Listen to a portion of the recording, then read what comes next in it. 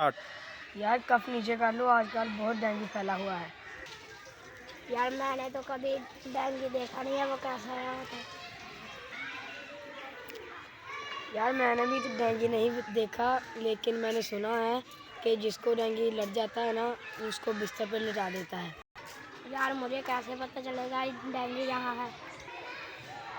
यार ऐसा करते हैं, हम सर साहब के पास चलते हैं, उनको इसके बारे में इल्म है, उनसे पूछते हैं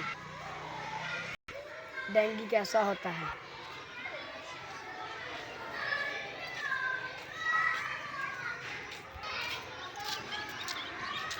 हाँ जी, अस्सलाम हुआ के हाँ जी, कैसे आना हुआ भाई? सर जी मैं इसको समझा रहा था कि कफ नीचे कर लो, डेंगू बहुत ज़्यादा हुआ है। ये मुझसे बहस कर रहा था कि डेंगू कहाँ होता है, कैसा होता है, किस जगह पर रहता है। हम आपके पास चले आए, हमें बताएं डेंगू कैसा होता है, कहाँ रहता है। सही बात, ठीक बात है बेटा, आपका बहुत अच्छा सवाल है।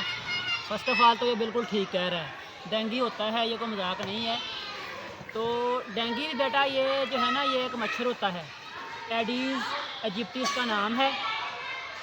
एडीज़ बोलते हैं इसको, एडीज़ एजिप्टी पूरा नाम है इसका।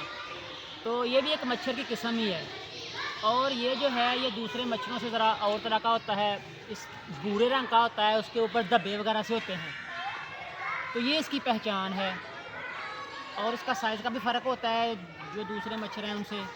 तो इसके काटने से इंसान को डेंगू हो जाता है। तो इसकी इब्तदाई अलामात ये हैं कि इंसान को बुखार हो जाता है, हल्का बुखार और सर दर्द वगैरह, ये इसकी इब्तदाई अलामात हैं। इंसान को ना हल्का हल्का बुखार रहता है। हाँ जी, इसकी अलामात ये हैं कि बेटा सर दर्द होता है, इंसान को बुखार हो जाता है, कानों के पीछे ऐसे लगता है जैसे कोई सुइयाँ चुभो रहा है, जिस्म पर इंसान के धब्बे धब्बे से बन जाते हैं, और जोड़ों में दर्द होता है। इंसान को बिल्कुल फटीग सी पड़ जाती है, थकावट वगैरह बहुत ज़्यादा रहती है। तो अगर इंसान को ऐसा फ़ील हो तो उसको समझ जाना चाहिए कि मुझे डेंगू हो रहा है। अब आपको पहचान होगी कि ये मच्छर से होता है। मच्छर कैसा होता है? भूरे रंग का, उसके ऊपर धब्बे धब्बे से होते हैं, और दूसरे मच्छरों से साइज़ का भी फ़र्क होता है इसका। अब इंसान को कैसा फ़ील होता है ये भी आपको पता लग गया है। और उसके बाद जो है हमने ये होता कहाँ कहाँ पे है, ये बड़ा मसला है। अब देखिए इसकी बहुत सारी जगहें हैं।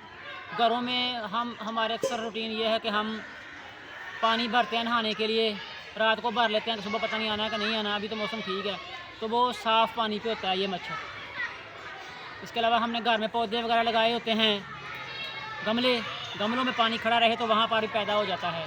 अगर किसी जगह पर पत्ते वगैरह का ढेर है लगा हुआ, वहाँ पर पैदा हो सकता है। पुराना आपने टायर फेंके हुए हैं, या फर्नीचर वगैरह स्टोर रूम में हम फेंक देते हैं, या घर की छत पे फेंक देते हैं पुराने जो चीज़ें, ऐसी चीज़ें जो इस्तेमाल में नहीं हैं।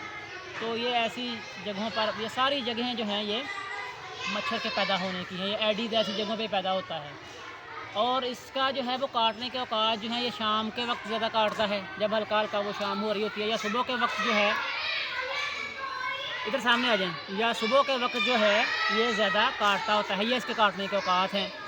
ये आपको मच्छर का पता लग गया, उसका हमें इंसान को कैसा फ़ील होता है ये पता लग गया ना, अलामत क्या क्या हैं, और ये मच्छर कहाँ कहाँ पैदा होता है ये पता लग गया। इसके अलावा जो है हमने बचना कैसे है, इसका तरीक़ाकार बहुत सारे सादा तरीके हैं इसके। पहले तो ये है कि हम मच्छर मार लोशन का इस्तेमाल करें, लगा के सोएं, अपने मुंह को लगाएं, आँखों को बचा के, पाँव को लगा लें, हाथों को लगा लें, चेहरे पे लगा लें, कानों वगैरह पर। और इसके अलावा मच्छरदानी का इस्तेमाल करें, ताकि मच्छर अंदर ना घुस सके, ना काट सके आपको। अगर हमारे घरों में जो है वो खिड़कियाँ लगी होती हैं, विंडोज़ के सामने जाली लगवा लें, बारीक जाली, ताकि मच्छर बाहर से ना अंदर घुस सके। क्योंकि जो घर खेतों के पास हैं, वहाँ बाहर खेतों में से साफ़ पानी में से मच्छर आ जाता है अंदर, तो घरों को जाली लगवा लें, मच्छरदानी का इस्तेमाल करें, मच्छर मार लोशन लगाएँ। और फुल बाजू, जिस तरह भी आपने ये ऊपर की थी अपनी स्लीव्स, ये तो उसने कहा कि नीचे कर लो, तो फुल बाजू कपड़े पहने, 5-6 जिनके फुल हों, हाफ निकर या इस तरह की चीज़ें, टी शर्ट ना पहने, फुल बाजू पहने।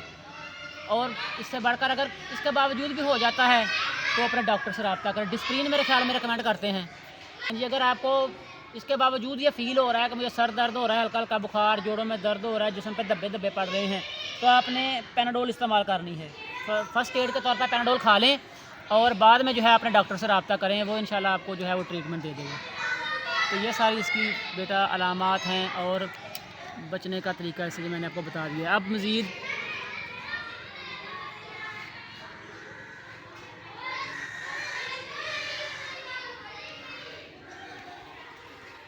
और आपने बेटा इसकी रोकथाम कैसे करनी है। घरों में अगर पानी भरा हुआ है आप तो उसको ढाँप के रखें। अगर टायर वगैरह पड़े हुए हैं तो उनमें पानी जमा ना होने दें, उनको जला दें। फालतू माल है, क्या करना है घर में रख के उसको, मच्छरों के ये पनपने की जगह है। और गमले को, पौधों को पानी उतना दें जो दिन दिन में खुश्क हो जाए, पानी खड़ा ना रहे रात भर। अगर घर में किसी जगह, घर के पास कोई छप्पड़ वगैरह होता है या कोई ऐसी जगह जहाँ पे पानी खड़ा है तो उसको जो है मट्टी डलवा कर उसको खुश्क कर दें। और नालियाँ वगैरह होती हैं, नालियों में कोशिश करें कि मच्छर मार स्प्रे कर दें आप, या महकमे को तला करें वो मच्छर मार स्प्रे कर देंगे। और इसके अलावा जो स्कूल है या घर में आपने अगर लॉन बनाया हुआ है उसमें घास वगैरह बड़ी हो रही है तो घास को काट दें, बिल्कुल वो कारपेट की तरह छोटी छोटी कर दें उसको, ताकि मच्छर के पैदा होने की कोई जगह बाकी ना रहे। तो ये इसकी एहतियाती तदाबीर है, रोकथाम है। इन सब चीज़ों पे अमल करके बेटा हम डेंगू से बच सकते हैं। डेंगू जो है ये एक बड़ा सीरियस मसला है। हर साल पाकिस्तान में इससे और दुनिया में बेशुमार अमवात हो रही हैं और आजकल रेशो बढ़ी हुई है इसकी। ये आप न्यूज़ में सुने हेल्थ डिपार्टमेंट वाले न्यूज़ में बताते रहते हैं कि डेंगू इसको हो गया, इतने इतने मरीज़ जो हैं वो ज़ेरे इलाज हैं और उनमें से अल्लाह ना करे वो कुछ अल्लाह को प्यारे भी हो जाते हैं। तो ये आपने इन पर अमल करना है, इन एहतियाती तदाबीर पर।